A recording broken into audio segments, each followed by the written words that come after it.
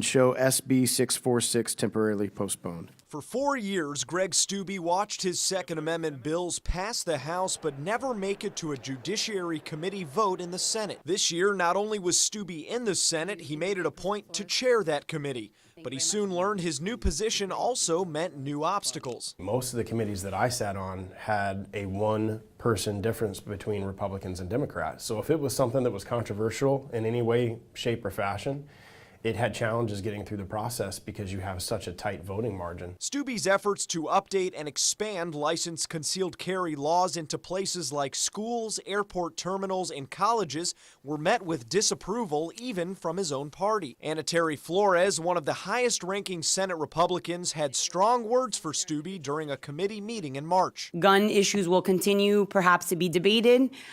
I don't know if they'll continue to be debated in this committee. Mike Bennett learned how to move controversial bills in Tallahassee during 12 years on the Senate. His advice for Steube would have been a greater focus on relationships in year one. I would have expected a little bit slower movement maybe, especially for a first-year senator.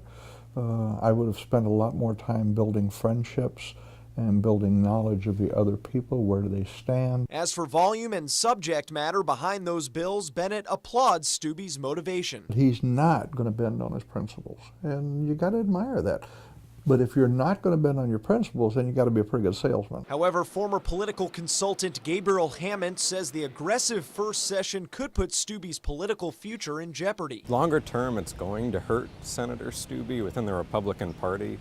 There's this fringe element, and then to the right of that fringe, there's Senator Steube. In that same committee meeting, Senator Rene Garcia suggested the debate turn from guns to depleted mental health services behind that gun violence. Hammond believes our senators should heed that suggestion. His priorities are just way out of touch with his district. But with a platform centered around Second Amendment advocacy, Steube won one of the most crowded primaries in Florida for the right to take those issues to the Senate. Certainly the people of my district know where I stand on those Second Amendment issues, and they elected me knowing that I'm someone that passionately fights for Second Amendment values and rights. He plans to go back to Tallahassee next year with those same goals, even though many of the same obstacles will be waiting. I do not support having guns on campus. I do not support having guns in airports. I don't support having guns in school zones. I don't support those things.